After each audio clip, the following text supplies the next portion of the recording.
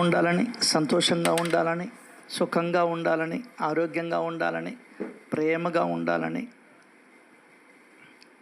ఆత్మతత్వాన్ని తెలుసుకోవాలని, సర్వజీవుల్లోనూ భగవంతుడే ఉన్నాడనేటువంటి గ్రహింపుకి రావాలని ఆ దేవాది దేవుణ్ణి కోరుకుంటూ మనం ఈరోజు సత్సంగంలోకి వెళ్దాం. కాశీనాయన్ని దేవుడు ఎట్లా ఉంటాడయ్యా అని అడిగారంట. రే ఊరి చివర చెరువు ఉంది, ఆ చెరువులో ఒక చేప ఉంది, ఆ చేపను అడగండిరా అని చెప్పాడంట. సరే వీళ్ళందరూ అక్కడికి పోయారంట. ఊరు చేప అని పిలిచారంట. వచ్చిందంట పైకి. ఏం కావాలి మీకు అని అడిగిందంట. దేవుడు ఎట్లా ఉంటాడో చెప్పమ్మా అని అడిగారంట. నాకు అర్జెంటుగా దప్పిక అవుతుంది, ఊర్లోకి పోయి మంచినీళ్ళు తెచ్చివ్వండి, నేను అవి తాగి నీకు చెప్తాను అని చెప్పిందంట. అప్పుడు ఆ ఊర్లో ఉండే పెద్ద ఒక ఆయన ఉండే, సరే తెలివి తక్కువదానా, నువ్వు ఉండేది నీళ్ళల్లో, నీ చెవులు కాడ నీళ్లుండాయి, నీ తోక కాడ నీళ్లుండాయి, నీ ముక్కు కాడ నీళ్లుండాయి, కింద నీళ్లుండాయి, పైన నీళ్లుండాయి, కుడిపక్క నీళ్లుండాయి, ఎడం పక్క నీళ్లుండాయి, మళ్ళీ నీళ్ళేందే తెచ్చేది అని అన్నారంట. అదే దేవుడు అంటే అని చెప్పిందంట. ఇవన్నీ ఎట్లా ఉంటాయో దేవుడు కూడా అట్లాగే ఉంటాడు, వెళ్ళండి అని చెప్పిందంట. తమాషగా చెప్పినటువంటి మాట. తమాషా కాదు, వాస్తవమైన మాట, యథార్థమైన మాట. కాకపోతే మనం దీంట్లో పడిపోయి మాయలో ఇంకా వెతుక్కుంటూనే ఉండం. ఏందే ఆ వెతుకుల ఒకటే కొండ గుర్తు. దేవుణ్ణి నమ్మావు అని అంటే ఏది, అరటిపండు కథ గుర్తుకు తెచ్చుకోవాలి. అరటిపండు ఇచ్చి గురువు 20 మంది శిష్యులు 20 ఏళ్ళు శిష్యరికం చేశారంట. ఆయన వేదాలు, ఉపనిషత్తులు, భగవద్గీత అన్నీ చెప్పాడంట. 20 ఏళ్లలో చెప్పడం అంటే అన్నీ చెప్పేసి ఉంటాడు. సూత్రాలు, బ్రహ్మసూత్రాలు అన్నీ. లాస్ట్లో ఇంకా పరీక్ష పెట్టారంట. మనకు సంవత్సరానికి ఒక పరీక్ష పెడతారు, 3 నెలలకు ఒక పరీక్ష పెడతారు. అక్కడ అట్ట కాదు, 20 ఏళ్ళు వాళ్ళకి అంతా చెప్పి పరీక్ష పెట్టాడంట. తలా ఒక అరటిపండు ఇచ్చి ఎవ్వరూ చూడకుండా ఉండే ప్రదేశానికి వెళ్ళి తినమని రమ్మన్నాడు అంట. ఒక్కొక్కరు ఒక్కొక్క విధంగా తినేశారంట. ఒక్కడు మాత్రం అరటిపండు ఎత్తుకొని వచ్చాడంట. రైట్, నువ్వు మాత్రం పాస్ అయ్యావు కాబట్టి నువ్వు వెళ్ళిపో, ఈ 19 మంది ఇంకొక 20 ఏళ్ళు చదువుతారులే అన్నాడంట. అట్లా ఉంటుంది. చదువులలోని మర్మమునెల్లా చదివితే తండ్రి అంటే సాకారం తప్పని నేను చెప్పడంలే. ఇప్పుడే అమ్మాయి చదివింది, స్వాభావికమైన అని చదివింది. ఆ తేలుకాడ దాని స్వభావం అది మార్చుకోలేదు, మార్చుకోదు. నువ్వు కూడా అట్లాగే ఉంటే నీకు బుద్ధి ఎందుకు ఇచ్చినట్టు? భగవంతుడు బుద్ధిని ఎందుకు ఇచ్చినట్టు? అనేక ఉపాయాలను పన్ని నాటేవాడు అని చెప్తుంటివి. ఆయనే చెప్పా. నీలో మార్పు వచ్చిందంటే ఏంది కారణం? నువ్వు తిరుగుడు తగ్గుండాల, నీకు అది లెక్క. నీకే కాదు, ఈ సూత్రం సాయిబాబా భక్తులు ప్రతి ఒక్కరికి వర్తిస్తుంది. తిరుగుడు తగ్గాల, అప్పుడే నువ్వు నమ్మినట్టు దేవుణ్ణి. తిరుగుడు అంటే అక్కడికి పోదాం, ఇక్కడికి పోదాం, ఇంకో దగ్గరికి పోదాం, ఇంకో దగ్గర. ప్రకృతి చూడాలని పో. ప్రకృతిలో ఉన్న శక్తి నీ లోపలికి వచ్చేస్తుంది. ఎస్, అసలు ప్రకృతి ఆరాధన ఉండింది మొదట్లో, నాశనం చేసుకున్నాం. చెప్తేనే మన గొయ్యి మనమే తీసుకున్నాం. ప్రకృతి ఆరాధనలోకి వెళ్ళు, నీకు అన్నీ అర్థమైపోతాయి. మొదట్లో మనం ప్రకృతిని ఆరాధించేవాళ్ళం. ఎప్పటికీ దాంట్లో కొసమెరుపులు ఉన్నాయి, సూర్య నమస్కారాలు.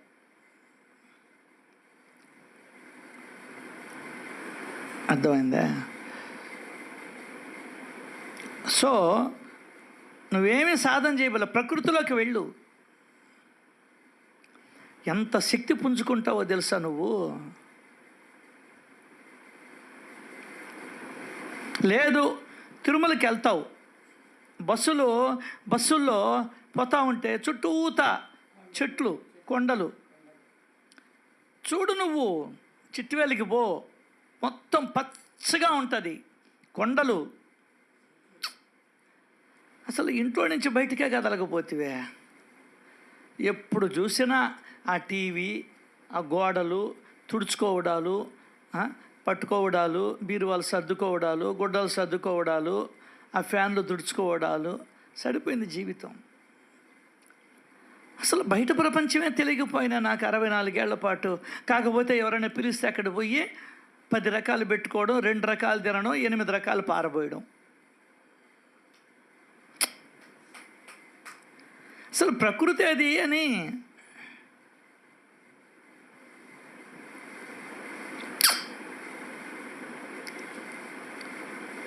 ఎన్ని చెప్పినా మనం మారం. ఎందువల్లంటే మన స్వభావం.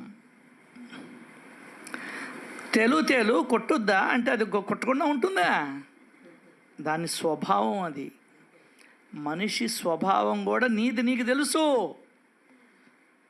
అయితే జంతువులకి మనకు తేడా ఏంటంటే నీకు మార్చుకునే అవకాశం ఇచ్చాడు భగవంతుడు. కానీ నువ్వే మార్చుకోవడంలే. ఇప్పుడు చిన్న ఎగ్జామ్, అంటే ఇక్కడికి రమ్మని కాదు నేను చెప్పేది, 7 to 8 ఇక్కడ జరుగుతుందని తెలుసు. ఏమి నువ్వు స్కూటర్ వేసుకొని ఇక్కడికి వచ్చి కూర్చోవచ్చు కదా, వారంలో ఒక్కసారన్నా కూర్చోవచ్చు కదా, నెలలో ఒక్కసారన్నా కూర్చోవచ్చు కదా. నీ స్వభావాన్ని నువ్వు మార్చుకో. ఎస్, అంటే మేము రమ్మని చెప్పడంలో మీకు వస్తే మీకు టీలు కాఫీలు మేము ఎక్కడ అందించామా? టిఫిన్లు కూడా పెడతారా? అబ్బో, అది నువ్వు రావు ఏందే. ఇప్పుడు నేను చెప్పాను కదా, అయినా కూడా మీరు సత్సంగంలో ఉండే, నెల్లూరులో ఉండేవాళ్ళు, స్కూటర్లు ఉండేవాళ్ళు రారు. అంతే, నేను కూడా రాను. ఎందువల్లంటే నా స్వభావం. పుట్టుకతో వచ్చిన బుద్ధులు పుడకలతో కానీ బాగుంటారు పెద్దోళ్ళు. రాత్రి వీణకంతా సత్సంగమేనంట, నిద్రే పట్టలేదంట. సత్సంగంలో నేను కనబడి నువ్వు సత్సంగం వింటూ ఉండు అని చెప్పానంట.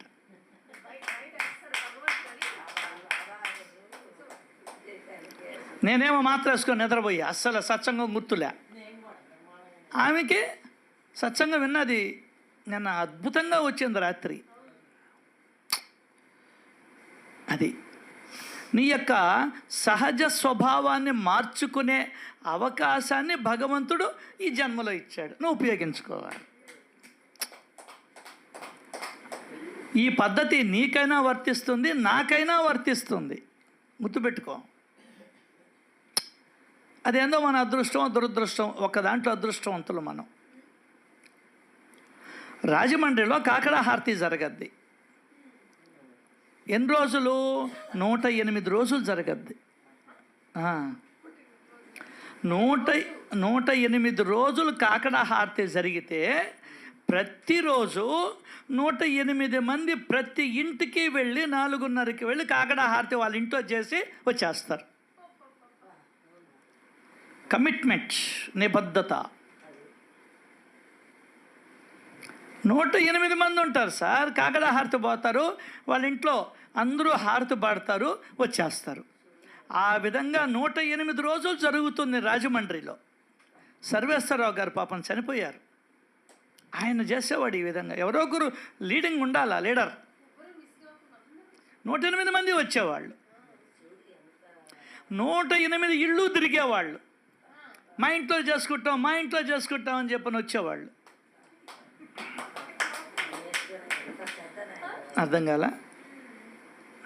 తెల్లవారుజామున స్కూటర్లు వేసుకొని 4:30కి. నిబద్ధత. దాన్నే శ్రద్ధ. 108 హారతలు అయిపోయిన తర్వాత వారం రోజులు సప్తాహం అని చెప్పని సత్సంగాలు చెప్పించేవాడు.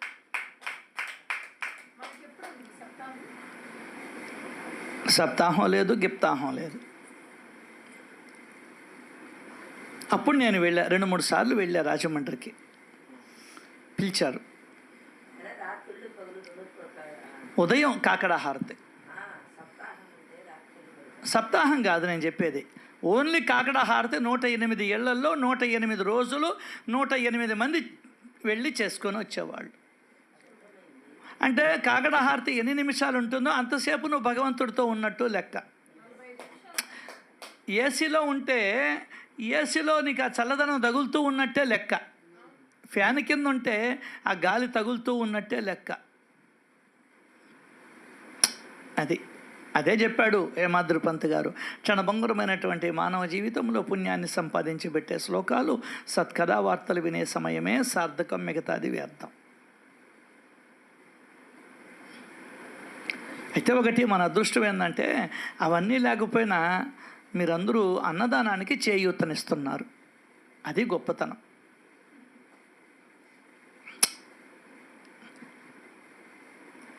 ఎందువల్లంటే ఆ స్వభావం మారదు నీకు. మళ్ళీ ఇంట్లో నువ్వు ఎరగదీసేది ఏమీలే. అర్థం కాలా? ఏమైనా పొడస్తావా అంటే ఏమీలే. నేను ఇక్కడ జరుగుతుందని తెలుసు అమ్మా, మిమ్మల్ని నేను తప్పు పట్టడం కాదు, స్వభావం అంటే ఏందో చెప్తున్నాను అంతే. నేను పోను. ఇప్పుడే ఆమె చదివింది కుమారలక్ష్మి. ఉదయం పోయేవాడంట, సాయంకాలం ఎగ్గొట్టేవాడంట హేమాద్రి పంత్.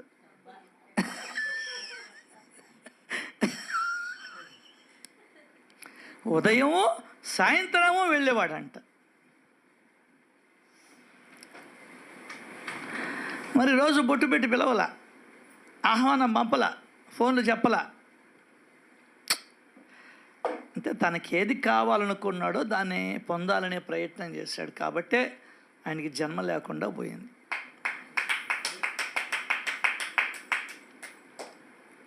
ఆత్మజ్ఞానం తెలిసిపోయింది. అంతా ఉండేది నేనే అని తెలుసుకున్నాడు. ఇంకే అనుభవం వచ్చేసింది. అనుభవం రావాలా?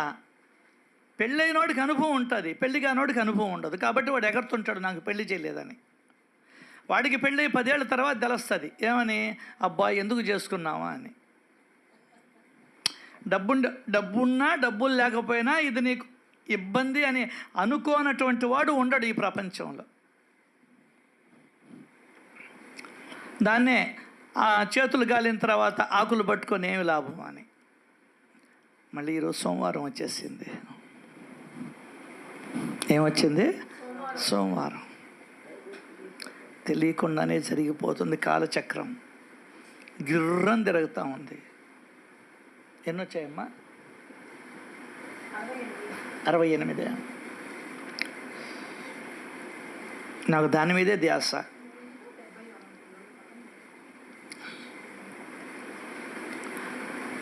నా సాధన 2. సత్సంగం, మీ ఇంట్లో ఎవరైనా పని చెప్తే చేయడం, లేకుంటే ఇక్కడ పని చేయడం, అంతే. సత్సంగం, సేవ. ఇది 25 ఏళ్ల సాధనతో నేను తెలుసుకున్నది ఇది. హైదరాబాద్కి పిలవండి, అనంతపురం పిలవండి, ఏలూరుకి పిలవండి, గూడూరు పెద్దపరికి పిలవండి, బెంగళూరుకి పిలవండి, వచ్చి సేవ చేస్తా. కాళ్ళు ఒత్తమన్నా ఒత్తత, పెద్దోళ్ళు ఉంటే వాళ్ళ మలమూత్రాదులను తీసేయమన్నా తెరుస్తా. దానికి నువ్వు సిద్ధపడాలి.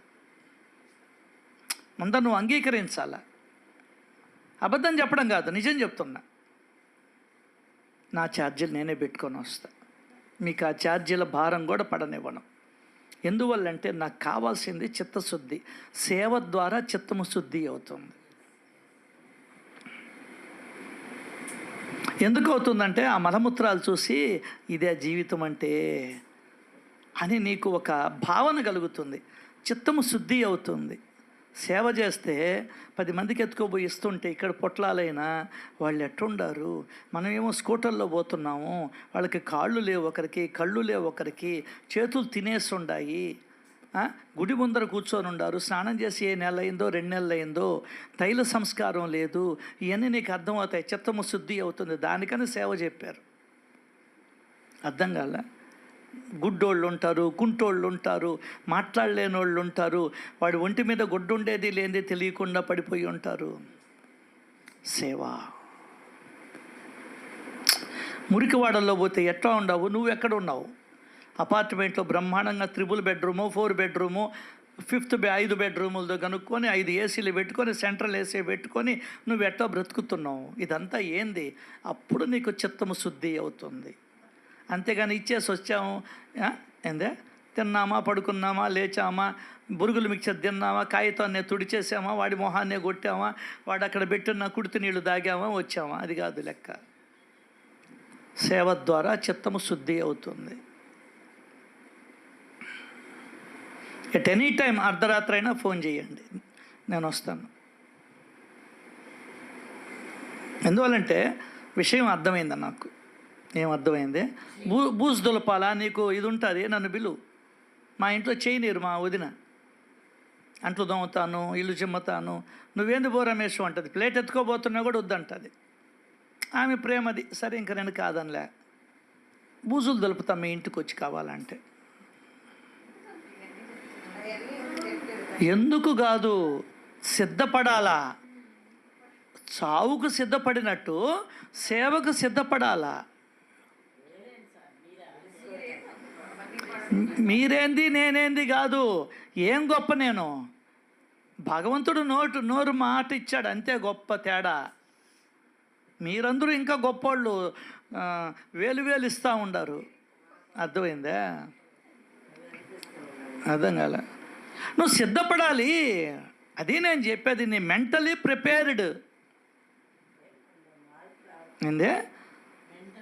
మెంటల్గా ప్రిపేర్ కావాలా. అవుతున్నాం కాదని చెప్పడంలే, కానీ బయటికి చెప్పే దమ్ము కూడా ఉండాలా.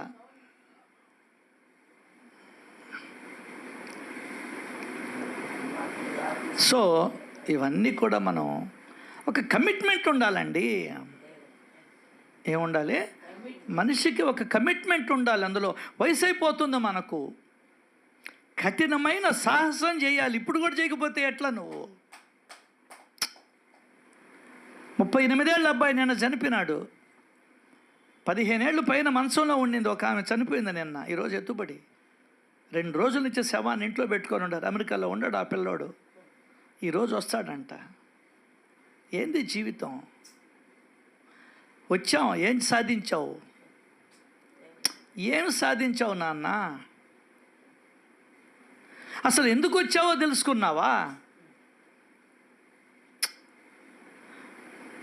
ఎవరైనా తలుపు తడితే మనం ఎవరయ్యా నువ్వు అని అడుగుతాం.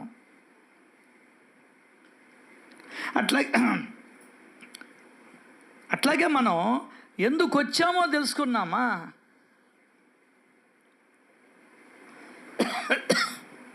ఆలోచించుకోవాలి. ఎవరికి వాళ్ళమే సార్. ఆధ్యాత్మికతలో ఎవ్వడూ మనకు సహాయం చేయడు. ఎన్నిసార్లు చెప్పుకున్నా ఇదే. శరీరాన్ని పోషించడం, కోరికలు తీర్చుకోవడం, డబ్బు గడించడానికి మాత్రమే కాదు భగవంతుడు నీకు ఈ శరీరాన్ని ఇచ్చింది. అవన్నీ కష్టంతో కూడిన పని. ఇదొక్కటే బుద్ధితో చేసే పని. యావజ్జీవం తత్వజ్ఞానాన్ని ఆర్జించడమే. నాన్న నీకు అర్థం కావడం లేదు నాన్న. కాబట్టి వినోదయాసితం చూడండి. వాడు చనిపోయిన తర్వాత వాడి నరక యాతన, దానికనే అసలు సూక్ష్మ శరీరం అందరూ తెలిసిన వాళ్ళు యాతనా శరీరము అంటారు. గరుడు పురాణంలో మన లేదో బయట కూడా యాతనా శరీరము అంటారు. అయితే మనం అర్థం చేసుకునే ప్రయత్నం ఎంతవరకు చేస్తున్నామో నీకే తెలియాల. యాతన అంటే ఏంది? బాధ. ఈ జీవుడు నరక యాతన పడతాడు ఈ శరీరంలో నుండి వెళ్ళిపోయిన తర్వాత. జీవుడంటే ఎవరు? నువ్వంటే ఎవరివి? మనసువే. మనసులో కలిగే భావాలను బట్టే ఏడుపులు సుఖాలు. సో నీ మనసులో ఎటువంటి భావాలు ఉన్నాయో అవన్నీ రికార్డింగ్ ఉంది వాడి దగ్గర. అవన్నీ కలగలిసిన దాన్ని మనసు అంటారు. దాన్ని తీసుకెళ్తాడు వాడు. అప్పుడు యాతన చిన్న యాతన కాదు. అప్పుడు దెబ్బలు తింటావు. అదే భీమాజీ పాటిల్ ఉదంతలో బెత్తం తీసుకొని కొడతాడు, నరకం అనుభవిస్తాడు వాడు. ఆ సనికెట్ రాయి పెట్టి వాడు గుండెల మీద అట్ట రుద్దుతాడు, ఏదో పచ్చడి నూరినట్టు. అల్లాడిపోతాడు వాడు. అల్లాడింది వాడి శరీరం కాదు, వాడి మనసు. దానినే యాతనా శరీరము అంటారు పెద్దలు. అది నువ్వు అర్థం చేసుకుంటే అసలు ఎట్లా ఉంటావో తెలుసా? భగవంతుడా, నాకు ఇంకేం వద్దు, నీ చింతనే కావాలి, నీ స్మరణే కావాలి, తప్పితే సేవే కావాలి, ఇంకేం వద్దు భగవంతుడా అని నువ్వు కోరుకుంటావు. తెలిస్తే, విషయం అర్థమైతే, మనసుకు పడితే. లేకుంటే నీ దోవనిది, నా దోవనాది. అయిపోయింది. ఎప్పుడు ఏం జరుగుతుందో తెలియదు. ఎప్పుడు ఏం జరుగుతుందో తెలియదు. రథయాత్రకైనా పోయారు, చనిపోయినారు. వాళ్ళు ఊరికి పోవాలని చెప్పిన అమెరికాకు పోవాలనుకున్నారు, లండన్కి పోవాలనుకున్నారు, విమానం ఎక్కారు, చనిపోయారు. పాపికొండలు అవి చూస్తామని పోదామనుకున్నారు, పడవ మునిగిపోయింది, అందరూ గల్లంత అయిపోయినారు. సముద్ర స్నానానికని పోయారు, సముద్రంలో పడి కొట్టుకొని పోయారు. బాత్రూమ్ కని పోయాడు, అక్కడే కూలిపోయాడు. అర్థమవుతుంది అసలు ఏ నిమిషానికి ఏం జరుగుతుందో తెలియదు. నిన్న బీపు గట్ట లాగుతూ ఉంటే కింద పడిపోయినాం. తెలియదు సార్ మనకు. ఏమీ అర్థం కాదు ఈ జీవితంలో. ఉన్నట్టుండి గుండె నొప్పి వస్తుంది. బిడ్డ పుట్టంగానే డాక్టర్లు చెప్తారమ్మా, బిడ్డకి గుండెలకి చిల్లులు ఉన్నాయని చెప్తారు. ఏం తెలియదు మనకు. దానికనే చెప్పాడు, భజ గోవిందం భజ గోవిందం గోవిందం భజ మూఢమతే భజ గోవిందం భజ గోవిందం.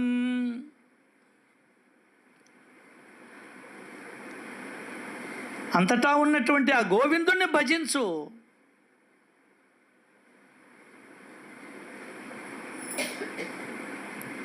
ఎంత గొప్పగా చెప్పారు మన పెద్దలు.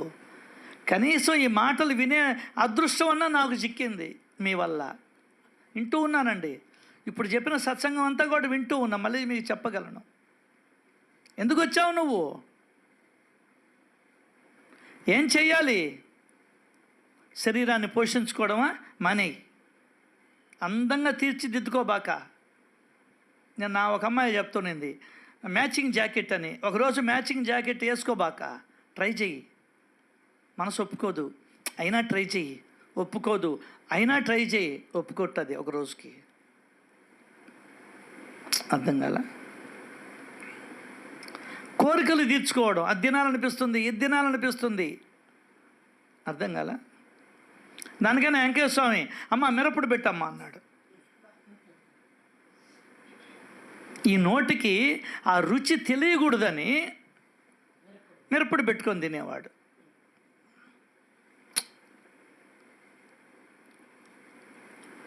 డబ్బు గడించడం. ఒకరోజు అంగడి మూసేయి, ఒకరోజు ఉద్యోగానికి సెలవు పెట్టు. నీకు సెలవులు చాలా ఉన్నాయి, దాన్ని ఏం ఎన్కాష్ చేసుకోబడలే, సెలవు పెట్టు. ఈ మూడు మనం ఆచరించాలి కదా. లేదు, ఒక అరపూట నువ్వు వ్యాపారాన్ని పక్కన పెట్టి నీ పూజా గదిలో కూర్చో. ఇక్కడికి కూడా రాబడలే, పూజా గదిలో కూర్చో. సెల్ ఫోన్ ఆఫ్ చేసి. ఆయన చెప్పాడు కదా, ఈ మూడిటి కోసం కాదు నేను వచ్చిందని. బంధువులు బయట తలుపు తాళం వేసుకొని పోమని ఎవరినైనా ఫోన్ చేస్తాను, అప్పుడు పిలవమను, నువ్వు లోపల కూర్చో. సాయి సాయి, రామ రామ, కృష్ణ కృష్ణ అన్ని పేర్లు వాడియే. డ్యాన్స్ అయ్యి ఇంట్లో ఎగురు. 3 గంటల సేపు సినిమా చూస్తున్నా. సినిమాకి పోతాం కదా బిడ్డలతోటి, వాళ్ళని పంపించేయి. సగం శని వదిలిపోద్ది, నువ్వు కూర్చో హాయిగా. నెలకు ఒక 3 గంటలబ్బా. లేదు, ఎక్కడైనా సత్సంగం జరుగుతుంటే, భజన జరుగుతుంటే వెళ్ళి కూర్చో 3 గంటలు. అక్కడ మనుషులను చూసేదానికి బాబాక నేరుగా బొంగనే నీ ఎదురుగా బాబాని చెయ్యి అరచేయి చూసుకో, ఈ రేఖలు ఎక్కడ ఏర్పడ్డాయి, ఎవరు గీస్తాడని ఆలోచిస్తూ ఉండు, చాలు, ఇంకేం చేయబడలే నువ్వు. లేదు ఒంటరి ఒక గుడక సిద్ధేశ్వరం వెళ్ళు, అత్యంత ప్రశాంతమైనటువంటి నీ జీవితంలో నువ్వు చూడనటువంటి వాతావరణం, నీ జీవితంలో నువ్వు చూడలేవు. అందులో ఇంకొక నెల పోతే అబ్బా ఉంటుంది. వెళ్ళు, కారులో అటు పోయి అటు రాబాక, దేవుడికి దండం పెట్టి రాబాక. శరీరాన్ని పోషించడం, కోరికలు తీర్చుకోవడం, డబ్బులు గడించడం, ఇటుక కాదు నాన్న. నాకు నా సచ్చరిత్ర చెప్పింది, నా దేవుడు చెప్పాడు.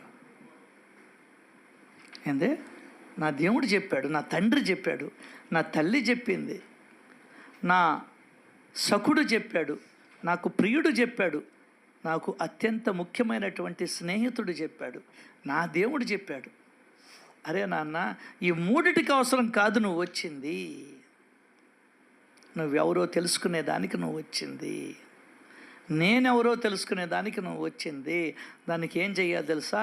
శ్రవణ మననాలని ఆజ్ఞాపించాడు.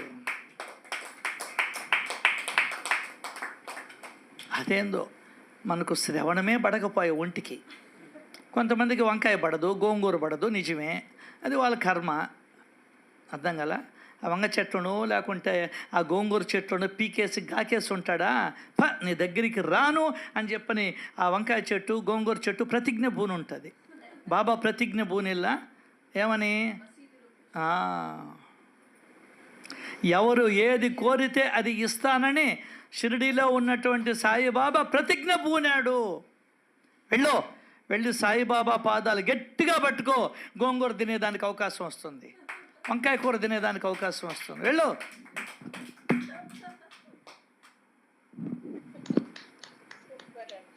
దానికే అన్నాడు,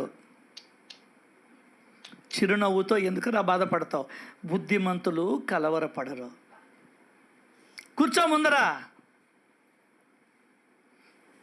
ఏం బాధపడకు. ఎందుకు బాధ? నీ తాత సొమ్ము ఏమన్నా పోయిందా? ఈరోజు కాకపోతే రేపు పోవాల్సిందేగా. ఏమన్నా శాశ్వతం అనుకుంటున్నావా? భగవంతుడా, భగవన్నామ స్మరణ చేస్తూ నన్ను తీసుకెళ్ళాను కోరకుండా రోగం నయం కావాలని కోరుకుంటున్నావే. బుద్ధిమంతులు కలవరపడరు.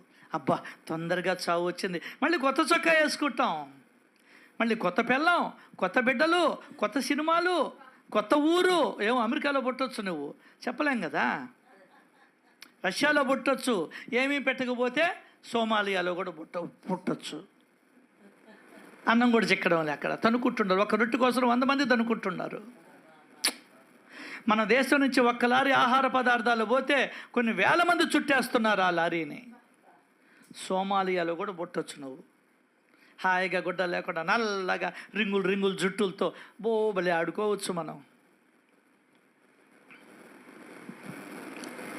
కూర్చో, ఏం బాధపడకో. బుద్ధిమంతులు కలవరపడరు. ఇప్పుడు డబ్బులు నీ బ్యాగు ఒక 10,000 ఉండే బ్యాగు పర్సు బాగొట్టుకుంటావు, ఎవడన్నా తెచ్చిస్తే నువ్వు సంతోషపడతావు కదా. అట్లాగే ఈ రోగం కూడా నీదే. ఏంది? ఈ అస్వస్థత కూడా నీదే. అది నీకు భగవంతుడు తెచ్చిచ్చాడు, అది ఎవడు తెచ్చిలేడు కాబట్టి. ఎందువల్లంటే నువ్వు ఎవడికి ఏ హాని చేశావో ఒక్క భగవంతుడికే తెలుసు కాబట్టి వాడే నేను దుఃఖం వెతుక్కుంటూ తీసుకొని వచ్చి ఇచ్చాడు. ఇదిగో నాయన, ఈ నడువు నొప్పి నీదే రమేషు అన్నాడు, ఈ మోకాళ్ళ నొప్పులు నీదే అన్నాడు, ఈ బీపీ నీదే, నీ కొడుకుది కాదు, నీ కూతురుది కాదు. అబ్బో, ఆయనకున్నంత కరెక్ట్నెస్ ఇంకెవరికి ఉండదు ఈ ప్రపంచంలో. 80 ఏళ్ళు వచ్చినా బీపీ లేని వాళ్ళు ఉండారు, 20 ఏళ్ళకే బీపీ వచ్చిన వాళ్ళు ఉండారు, 8 ఏళ్ళకే బీపీ వచ్చిన వాళ్ళు ఉండారు, ఎవడిది వాడిదే షుగర్ వచ్చిన వాళ్ళు ఉన్నారు. నాన్న, ఇక్కడ ఎవరి కర్మ వాడిదే నాన్న. అదే చెప్పారు, ఎవరు చేసిన కర్మ వారు అనుభవించక తప్పదన్నా. తప్పదు. 90 ఏళ్ళైనా భార్యాభర్తలు ఉన్నారు, 60 ఏళ్ళకే నాకు తెల్లారింది, కరెక్ట్గా 60 ఏళ్ళు. అసలు ఇంకా పెళ్లి కాని వాళ్ళు కూడా ఉన్నారు 50-60 ఏళ్ళకి. ఈ లోకం విచిత్రాల మయం, ప్రతి ఒక్కటి మందే. నీదే. నీ చేతుల గాజు నీదే కదా, పెరుక్కుంటుంటే ఎవరైనా నాది అనవా నువ్వా? నా ఫోన్ అది అంటుల్లా, నేను తెచ్చుకున్నా ఈ కూల్ డ్రింక్ అంటుల్లా. అంతే ఇది కూడా. కూర్చో. బుద్ధిమంతులు కలవరపడరు. వచ్చావుగా, నానాసాహెబ్ చందోర్కర్ చెప్పాడుగా, షిరిడీలో అడుగు పెట్టగానే నువ్వు అనుభవించవలసిన కర్మ అంతమైన, ఇంకా సద్గురువు దగ్గరికి వస్తే కర్మలు వెంటనే తొలగిపోతాయని కాదు అర్థం, సంతోషంగా అనుభవిస్తావు. ఎంత నొప్పిని అనుభవిస్తే, ఎంత బాధను అనుభవిస్తే అంత మంచిది కదయ్యా. ఆ వాక్యం గుర్తుకోబెట్టుకోమంటే రాజశేఖరా ఈ పాటలు పాడతావా? ఎంత కర్మ బాధని, నొప్పిని, కష్టాన్ని అనుభవిస్తే, అమ్మా నొప్పులు, అమ్మా నొప్పి, అబ్బా లైలాకున్నాను, అనుభవించు. అనుభవించడం తప్ప వేరే ఉపాయం లేదని చెప్పింది సచ్చరిత్ర. దానికనే వాడు ఆత్మహత్య చేసుకొని పోతుంటే వాడిని జుట్టు పట్టుకొని పైకి లాగి, పిచ్చోడా ఇప్పుడు చనిపోతే ఇప్పుడు అనుభవించాల్సింది కూడా రేపు అనుభవించాలా? తడిసి మోపిడు అవద్ది. ఈరోజు పని ఈరోజు చేయి, రేపు పని కూడా ఈరోజు చేయి. రేపటికి ఉంటావో లేదో రోజు 1000 జపం చేస్తున్నావు అనుకో, శారదామాత ప్రతిరోజు 1,00,000 జపం చేసేది. 1,00,000కి ఎన్ని సున్నాలు? 5 సున్నాలు. అసలు నువ్వు 4 సున్నాలన్నా తీస్తున్నావా? తీసేసి 10 సార్లన్నా సాయి సాయి సాయి, రామ రామ, కృష్ణ కృష్ణ, ఏ పేరు పెట్టి పిలుస్తున్నా ఇది చైతన్యానికి సంబంధించింది అనే మనసు ఉండాలి. అర్థమైందా? అది. సినిమా హాల్కి పోతావు, ఈ హాల్ అంతా నాదే అని అనుకుంటావా? కాదు, వెళ్ళిపోవాల్సిన వాళ్ళమే. 3 గంటలకే వాడు 300 తీసుకున్నాడు. నిన్ను 90 ఏళ్ళు 80 ఏళ్ళు ఉంచితే భగవంతుడు ఎంత ఛార్జీ చేయాలి నీ దగ్గర? అక్కడ నీళ్లు కూడా ఎవరు కొనుక్కోవాలి, 50 రూపాయల బాటిల్. ఇక్కడ ఫ్రీగా ఇస్తున్నాడు నీకు నీళ్లు. గాలి ఫ్రీ, భూమి ఫ్రీ, అగ్ని ఫ్రీ. వీటికంతా భగవంతుడు ఫీజు పెట్టుంటే నీ సంపాదన చాలుతుందా? అసలు ఏమవుతాయి మన బతుకులు? పాప్కార్న్ డొప్ప 70 రూపాయలు, 170, 270. కూర్చో. కంఠం వరకు కష్టాలలో మునిగి ఉన్న, మహామహా బాధల గోతులలో పాతుకుపోయిన ఈ మసీదు మాత మెట్లు ఎక్కిన వారు సుఖాన్ని అధిరోహించినట్లే అని గ్రహించు. నువ్వు నీ భావనతో ఆలోచిస్తావు, కష్టంలో ఉన్నావు, మహామహా బాధ. నీ కూతురు వెళ్ళిపోయింది, హ్యాపీగా ఫీల్గా, అబ్బా నాకు ఎతికే బాధ తప్పిపోయింది అల్లుడిని అని చెప్పని. నీ భర్త చనిపోయాడు, పో, సగం పోయింది నీకు. సగం కాదు, 90% పోయింది నీకు. నువ్వు స్వేచ్ఛా జీవి వైపినావు. అర్థం కాలా? ఎక్కడ సత్సంగం కావాలంటే అక్కడికి పరిగెత్తవచ్చు, ఎక్కడ టూర్కి పోవాలంటే అక్కడికి పరిగెత్తవచ్చు. అంతకు ముందర ఆయన ఉండి పోయేదానికిలా కూర్చో, ఏం పని బట్టలే. వాడికంటే పెళ్ళాం చచ్చింది అనుకో, చెప్తాడు నీకేమే అని అంటాడు, నీకు మొగునోళ్ళ అంటాడు. అబ్బా ఆయన పెద్ద మొగుడు, ఈమె ఒక పెద్ద పెళ్ళాం. ఆమె పోయిందా, నువ్వు ఏ అర్ధరాత్రికి పోయినా ఇంటికి ఏ బాధలే. అందులో ఇప్పుడు కొడుకులు ఎవరు ఇళ్లలో ఉండడంలే, కూతుళ్ళు ఎవరు ఇళ్లలో ఉండడంలే. ఎంత హ్యాపీ నీకా.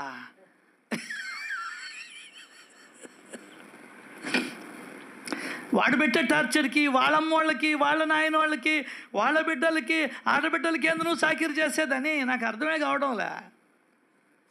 వాడు పోయాడు అనుకో, వాడి తరపున ఎవరు రారు నీ మొహం చూసేదానికి. ఎంత హాయి నీకా. అది తెలిస్తే కదా నీకా. అది నువ్వు సత్సంగాలకు వచ్చి కూర్చుంటే తెలుస్తుంది. అప్పుడు ఈ హాయిని ఫీల్ అవుతావు. అమ్మయ్యా అమ్మయ్య. నీకు డబ్బులు ఉండవు, వాడిని రోజు వాడికి డైపర్ మార్చాలా. డబ్బులు లేవు నీ దగ్గర, వాషింగ్ మెషిన్ లేదు, రోజు పులుంకోవాలా. ఇప్పుడు ఏమీ లేదు కానీ చెప్పు, నిజంగా దొంగలు కాకపోతే మనము లోపలేమో హాయిగా ఉంటాం. బయటికి వెళ్ళిపోయాడండి,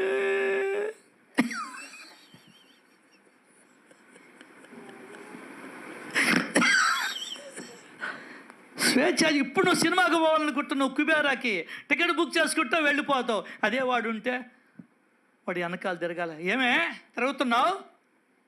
ఏమండి పక్కన వాళ్ళు కుబేరాకు పోవాలంటున్నారంటే, ఏం పనిలే, కూర్చో ఇంట్లో.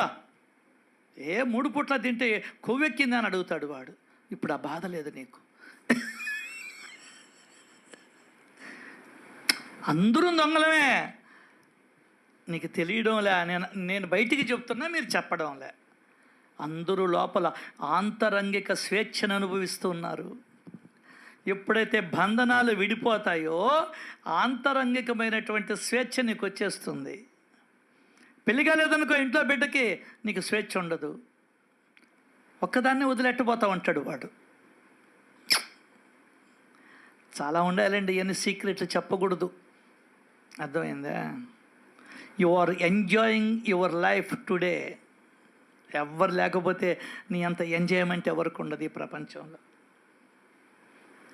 అర్థమైందా? స్వేచ్ఛ జీవి అయిపోతావు. దానికైనా పక్షులు ఉంచుకో. నాకు అడ్డావు, నువ్వు పోవే, కళ్ళు చేతులు ఇచ్చానుగా. నువ్వేమి అడిగో, రమేష్ చదివాడు బీకాం నొక్కుతున్నాడు, నువ్వేం చదవబడలే. బీటెక్కలు చదివిన వాళ్ళందరూ రోడ్ల మీద తిరుగుతున్నారు, నువ్వేం చదవబడలే అని చెప్పని పక్షులు తన బిడ్డల్ని అన్నదేనండి, బండి ఏరుకోండి బండి అని చెప్పని పంపించేస్తాయి. వాడు అన్ని చదివి నిన్ను తిడుతున్నాడు, నిన్ను బయట వేస్తున్నాడు. వాడు మేలా పక్షి మేలా? అది సంగతి. నీకేం తెలియదు బాబు అమ్మాయి. అవునులే, నీకేం తెలుసు అయితే? ఈ బాధలన్నీ ఉండవు. ఒక ఆమె వచ్చి కోరుకున్నది, రమేష్ ఎప్పుడెప్పుడు చచ్చిపోతాడు రమేష్ మా ఆయన. ఏం చేస్తాం చెప్పు? రోజు కొడతా ఉన్నాడు, తిడతా ఉన్నాడు, జుట్టు పట్టుకొని లాగుతున్నాడు. ఇంకొక పిల్ల ఏం చేసింది, మా వీధిలో వెళ్ళిపోయింది అమ్మగారింటికి. అశాబా సంపాదించుకున్నది, హాయిగా ఉంది ఈరోజు. పద్మాకి తెలుసు ఆ పిల్ల ఎవరో కూడా. హాయిగా ఉంది. వాళ్ళ అమ్మోళ్ళు ఉన్నారు, ఈ పిల్ల కూడా పనికి పోతూ ఉంది, కష్టం చేసుకుంటున్నారు. 2 బిడ్డలు చదివించుకుంటూ ఉంది. 2 బిడ్డలు. నువ్వు బళ్ళా, నీ తాగుడు బళ్ళా, నన్ను కొట్టడం బళ్ళా. నువ్వెవడివి నన్ను కొట్టేదానికి? అసలు నువ్వెవడివనే నన్ను కొట్టేదానికి? 3 ముళ్ళేసి అధికారం వస్తుందా? వద్దని చెప్పేసింది. ఏందే? వద్దని చెప్పేసింది, వెళ్ళిపోయింది. వాళ్ళ అమ్మలు కూడా సపోర్ట్ ఇచ్చారు. రామ్మా, నీకెందుకు మేము సాగుతామా? ఆ ముందరష్టపొడి దగ్గర రోజు ఘాట్లు, కత్తి ఘాట్లు, కర్ర వాతల దెబ్బలు. అది చూసింది. ఒకరోజు ఈ అమ్మాయి కూడా తిరుక్కున్నది, కర్ర ఎత్తుకున్నది.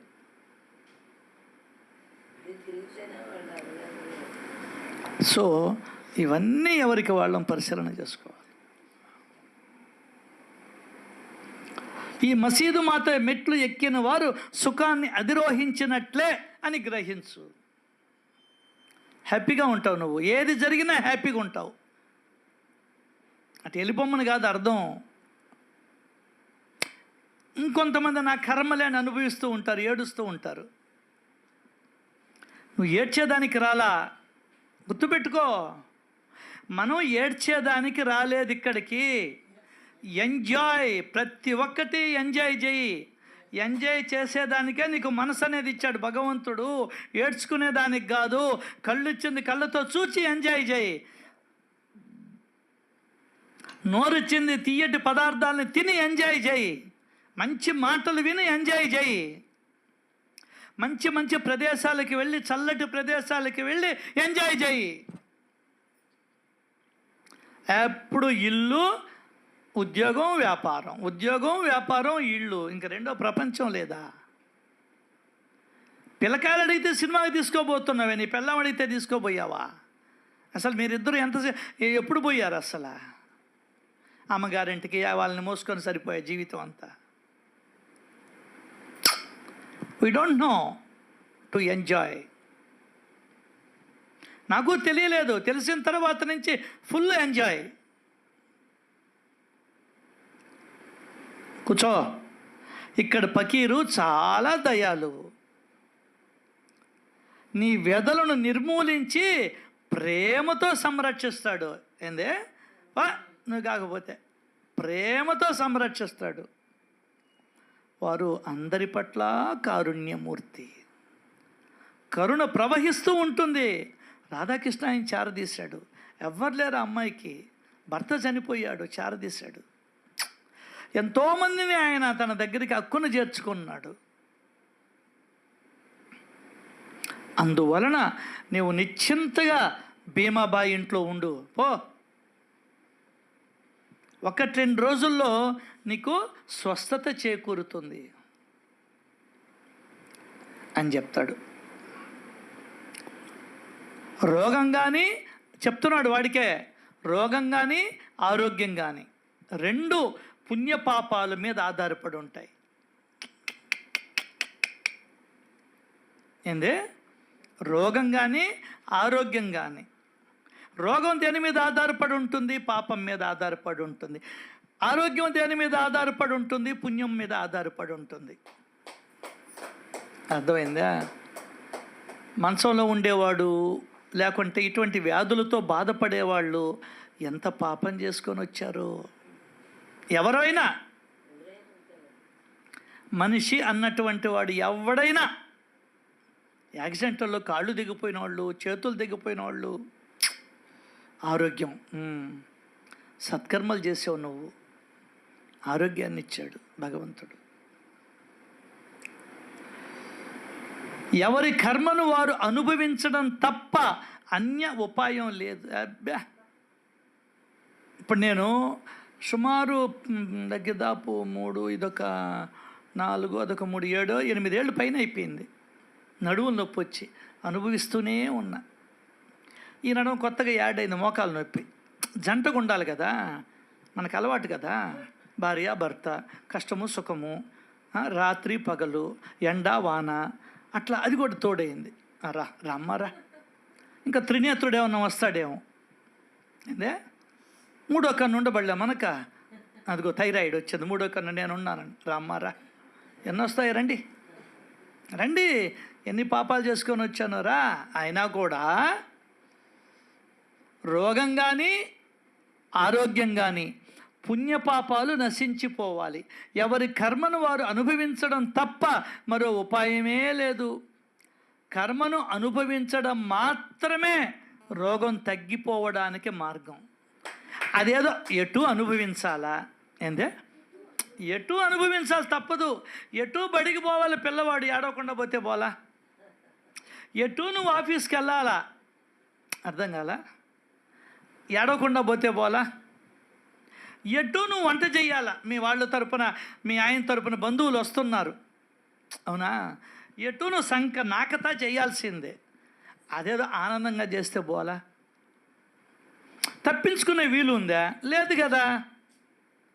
మరి ఏడవడం ఎందుకు, నసుక్కోవడం ఎందుకు, విసుక్కోవడం ఎందుకు? నీ హృదయమే కదా ఇబ్బంది పడుతుంది. అది తెలియలా ఈ పిచ్చోళ్ళకి. నసుగతా చేస్తారు. ఎంతమంది వచ్చేది? నువ్వు చెప్పలేవా? మా భార్యకి బాగలేదు రావద్దని చెప్పలేవని ఈడి మీద పడుతుంది. నువ్వు ఎన్ని చెప్పినా వాళ్ళు వస్తారు, మీ ఇంట్లో 10 రోజులు ఉంటారు, నీ చేత చాకరీ చేయించుకుంటారు, పోతారు. అదేదో అది బాబా దగ్గరికి వస్తే, సత్సంగాలకు వస్తే, సచ్చరిత దగ్గరికి వస్తే భగవంతుడే వస్తున్నాళ్లే అతిథి రూపంలో అని సేవలు చేస్తావు. సచ్చరిత్ర లేదనుకో, నీకు ఆ జ్ఞానం లేదనుకో, విసుక్కుంటా పెడతావు. నువ్వు ఎంత విసుక్కుంటావో అంత తిష్ట వేస్తుంది నీ ఆడబిడ్డ ఇంట్లో. దీన్ని వదిన పురుషు అనసాలనుకుంటుంది, జాగ్రత్త. అది ఎటు నొప్పి తప్పదు, అవునా కాదా? నీ నొప్పిని ఎవరైనా తీసుకుంటారా? ఎవ్వరు తీసుకోరు. అదే చెప్తున్నాడు ఇక్కడ. కర్మను అనుభవించడం తప్ప. కర్మ అంటే ఏంది? నువ్వు చేసిన కర్మ వల్ల, నేను చేసిన పని వల్ల, నేను చేసిన పాపపు పని వల్ల వచ్చేటువంటి రోగాన్ని నేనే అనుభవించాలా, వేరే ఉపాయం లేదు. అయినప్పటికీ కొసమెరిపించింది సచ్చరిత్ర. అయినప్పటికీ సత్పురుషుల దర్శనం వ్యాధి ఉపశమనానికి ఒక కారణం. సచ్చరిత్రని అధ్యయనం చేయడం వ్యాధి ఉపశమనానికి కారణం. స్వీకరిస్తావు నువ్వు వ్యాధిని. అదే చెప్తాడు శ్రీరామ్ సార్. ఎప్పుడైతే ఏ సంఘటనైనా నువ్వు స్వీకరించేసావనుకో, అంటే ఏంది, నీ మనసు యాక్సెప్ట్ చేసిందనుకో, 70% రోగం తగ్గిపోద్ది నీకు.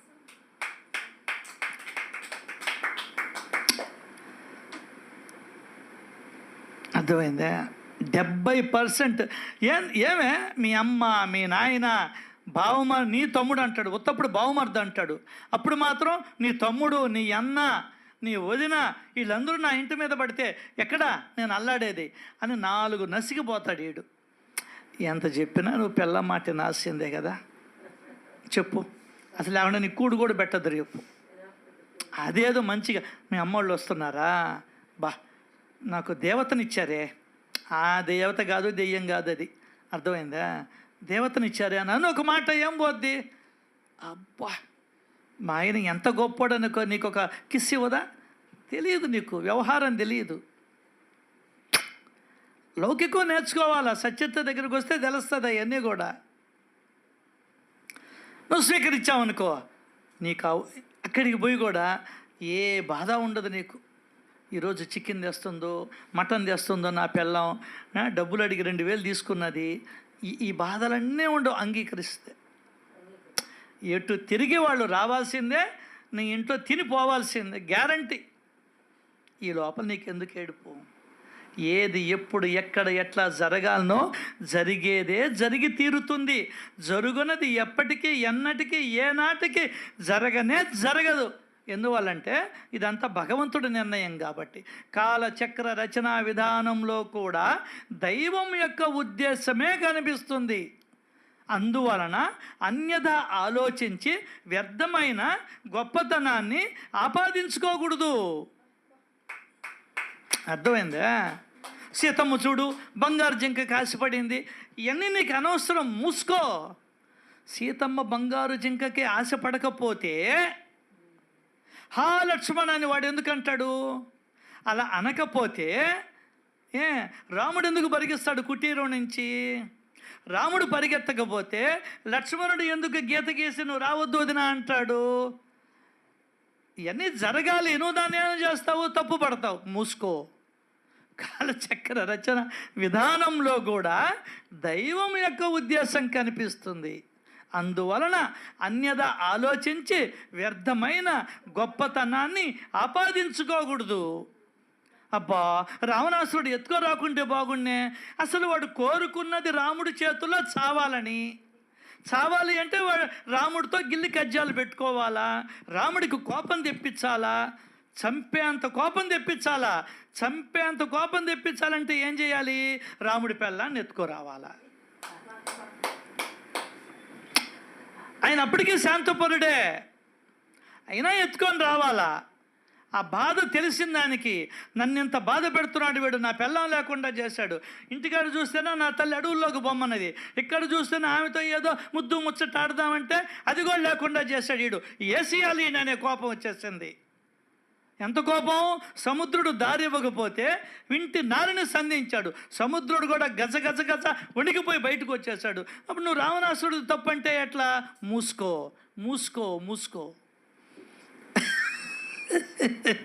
ఇది ఎవరు చెప్పనటువంటి రామాయణం యొక్క 2వ కోణం. సో కాలచక్ర రచనా విధానంలో కూడా దైవం యొక్క ఉద్దేశం కనిపిస్తుంది. అందువలన అన్యథ ఆలోచించి వ్యర్థమైన గొప్పతనాన్ని ఆపాదించుకోవద్దు. తరింపజేసిన మరణింపజేసిన కార్యకర్త అతడు ఒక్కడే. ఆ ఒక్కడిని పట్టుకో, స్మరణ చెయ్యి. ఇంకేం వద్దు నాన్న, నీకు నీ వల్ల ఏది కాదురా నాయనా. చూడు, కావాలంటే ఈరోజు చెప్పా 7 to 8 వచ్చి కూర్చోవచ్చని.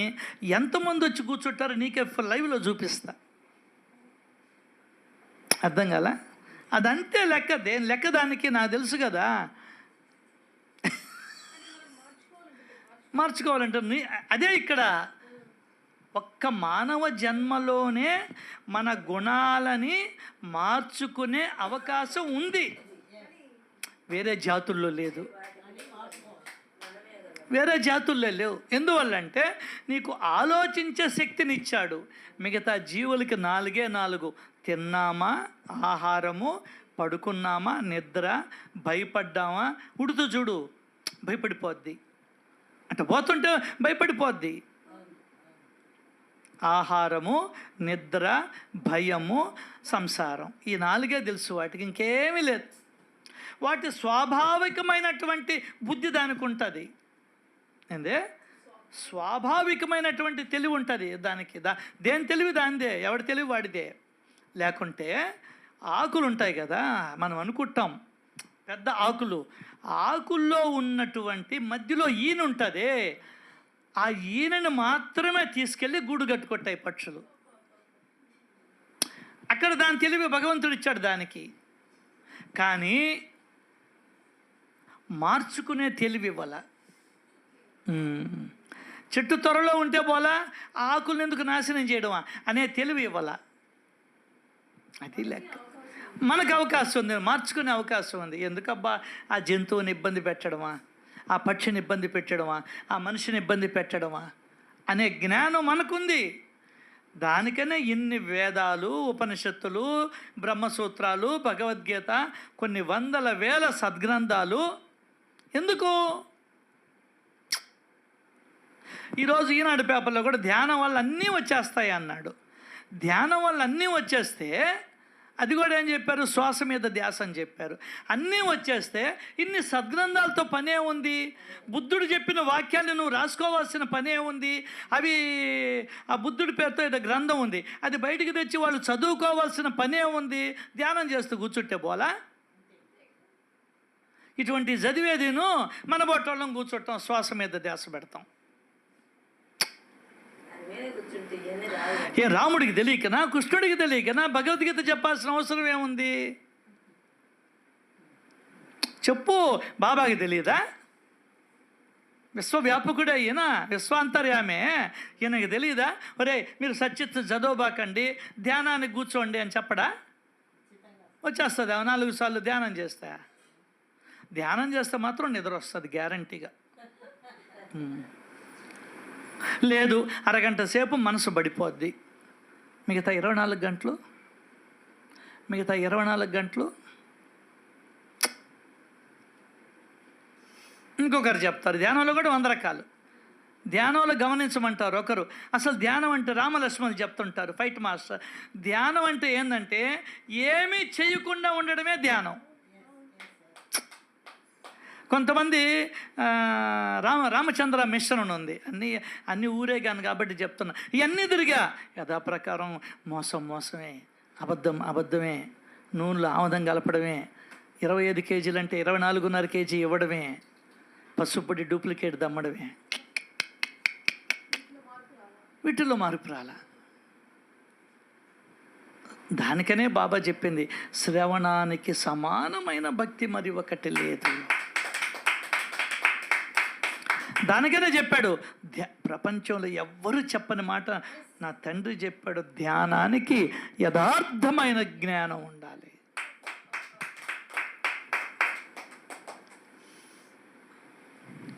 అయినప్పటికీ సత్పురుషుల దర్శనం, సత్పురుషుల వచనాలు, సద్గ్రంథ పఠనం వ్యాధి ఉపశమనానికి ఒక కారణం. దానివల్ల వ్యాధిగ్రస్తులు ఎప్పుడు ఏడవకుండా వ్యాధి యొక్క బాధను సహించగలరు. నేను సహిస్తున్నా ఇప్పుడా, ఇదిగో కూర్చున్నా కూడా నొప్పి నాకు తెలుస్తూనే ఉంది. నడువుల నొప్పులు వచ్చిన వాళ్ళకి మోకాళ్ళ నొప్పులు వస్తే వేరు, అర్థమైందా? మోకాళ్ళ నొప్పులు వస్తే నడిస్తేనే తెలుస్తుంది, కొన్నిసార్లు నడవకపోయినా తెలుస్తుంది. నడువుల నొప్పులు వచ్చిన వాళ్ళకి ఎప్పుడు నీకు అది తెలిపిస్తూనే ఉంటుంది నేనున్నాను అని. ఏ విధంగా జలుబు చేస్తే ముక్కు నుంచి కారుతానే ఉంటుంది, ఈమె గుడ్డ తీసుకొని తుడుస్తూనే ఉంటుంది, మళ్ళీ డ్రాప్స్ వస్తూనే ఉంటాయి. ఇప్పుడు నేను వెనక దిండేసుకొని కూర్చున్నా, కానీ నాకు ఆ నొప్పి అనుభవానికి వస్తూనే ఉంది. మీకు అందరికీ కూడా తెలుసా సంగతి. అయితే వ్యాధిగ్రస్తులు దుఃఖపడకుండా వ్యాధి యొక్క బాధను సహించగలరు. అసలు దాన్ని పట్టించుకోవు నువ్వు. ఆ, అది అదే చెప్పాడు బాబా. నా యందు భక్తితో నా నామాన్ని జపిస్తూ నా లీలను గానం చేస్తూ నిరంతరం మనసులో నా ధ్యానమే చేసే వారికి విషయ సుఖాలు ఎలా గుర్తుకొస్తాయి? కాబట్టి మొన్న ఒక దగ్గరికి పోయి వచ్చాం, తలనొప్పి విపరీతంగా వచ్చేసింది. జనాలలోకి పోయి వచ్చా, 2-3 గంటలు అక్కడ స్పేర్ చేశా. ఆ మాటలు ఆ చర్యలు అవన్నీ నాకు పెద్దగా ఇష్టపట్ల. ఇంటికి వచ్చా, తలనొప్పి వచ్చింది. సాయంకాలం వెంటనే వచ్చి సత్సంగంలోకి వచ్చేసా. ఈ గంట సేపు ఆయన గురించి మాట్లాడుకుంటే మొత్తం ఉష్కాకి ఎట్టపోయిందో. వ్యాధి దారుణమైన బాధను కలిగిస్తుంది. ఎస్, చిన్న విషయం కాదు. కానీ సత్పురుషులు ఏం చేస్తారంటే తమ కరుణా కటాక్షంతో కర్మ వల్ల కర్మ అనుభవానికి వస్తుంది. రాస్తాడండి హేమాద్రి పంతు, కర్మానుభవ బాధలను సులువుగా నివారిస్తారు. చేసిన కర్మ వల్ల రోగం వస్తుంది, ఆ రోగము వల్ల ఆ బాధ అనే అనుభవం నీకు వస్తుంది. కర్మానుభవ బాధలను ఈజీగా నివారిస్తారు. ఎవరు? సత్పురుషులు. ఆ సత్పురుషులు ఎక్కడున్నారు? సద్గ్రంథాలలో కొలువై ఉన్నారు. కాబట్టి అందులోనూ నువ్వు ఎత్తుక్కోవాల్సిన అవసరం లే. బాబా భక్తులకి ఎంత మేలు తెలుసా? వాళ్ళు ఎత్తుక్కోవాళ్ళే. బాబా బాబా అదృష్టవంతుడంటే ఎవరు తెలుసా? నిజంగా నిన్న నేను సినిమా చూసా, సరిలేరు నీకెవరని లాస్ట్ బిట్టు చూసా. కోటీశ్వర్లు వాళ్ళు కాటన్ మిల్లు పెట్టాడు. రైతు నుండి కాటన్ మిల్లు పెట్టి కొన్ని వందల కాటన్ మిల్స్ పెట్టుండి ఆయన విజయశాంతి ఇంటికి వచ్చి మీ అమ్మాయిని మేము చేసుకుంటాం అన్నాడు. ఏందే? మీ అమ్మాయిని నేను చేసుకుంటాం అన్నారు. అంటే అర్థమైంది,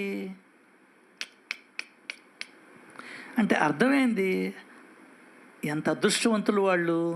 ఎత్తుక్కోబడలేదు కదా. మా చెల్లెలికి కూడా ఒక ఆయన ఉండేవాడు, మా బావగారి మేనమామ. ఆయన ఎక్కడో చూశాడు, వాళ్ళే మా ఇంటికి ఎత్తుక్కుంటూ పెళ్లి చేస్తావా మీ అమ్మాయికి, మా అబ్బాయి ఉన్నాడు, కట్నం ఏం పడలేదు అని చెప్పండి వాళ్ళే వెతుక్కుంటూ వచ్చారు. అట్లాగే అది ఎంత అదృష్టమన్నో భగవంతుడు కూడా నిన్ను వెతుక్కుంటూ వచ్చి నీ కర్మానువ బాధల నుండి నిన్ను నివారింపజేసేదానికి, నిన్ను తరింపజేసేదానికి, నీకు సద్గతిని ప్రసిద్ధించేదానికి నేనే నీకు దారం కట్టాను అని నీకు అనుభవపూర్వకంగా తెలియజేస్తూ ఉన్నాడు. సో వ్యాధి దారుణమైన బాధను కలిగిస్తుంది. కానీ సత్పురుషులు తమ కరుణా కటాక్షంతో కర్మ అనుభవ బాధలను సులువుగా నివారిస్తారు. లేకుంటే భార్య చనిపోయిన దానికి, భర్త చనిపోయిన దానికి, బిడ్డలు చనిపోయిన దానికి ఏడుస్తూ కూర్చొని ఉండాల. ఇప్పుడు మన సత్సంగంలో ఉండే వాళ్ళ దగ్గర ఏడుపే లేదే. ఏందే? 40 కోట్ల ఆస్తిని కూడా కాలుతో కొట్టి అవతల పడి నూకింది ఒక అమ్మాయి. 40 కోట్ల ఆస్తిని కాలుతో, ఎడం కాలుతో కొట్టింది. ఆశ్చర్యం నాకు, ఆ అమ్మాయి పట్ల గౌరవం నాకు. వదులుకుంటావా నువ్వు? చెప్పు, వదులుకుంటావా?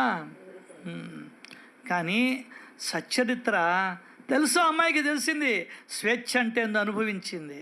అబ్బా మళ్ళీ నాకు ఈ గందరగోళాలు ఎందుకో, ఈ తలకాయ నొప్పి ఎందుకో, ఏదో ఉన్నోడు పోయినాడు చాలదా, హ్యాపీగా ఉందాం ఇంక నుంచి అన్నా. ఇంకొకరిని ఇది చేసి వాళ్ళ ఇంట్లో పోయి చాకరీ చేయబడ్డా. నువ్వా? ఫ్రీగా చాకరీ గదిని నువ్వు పెళ్లి చేసుకునేదా?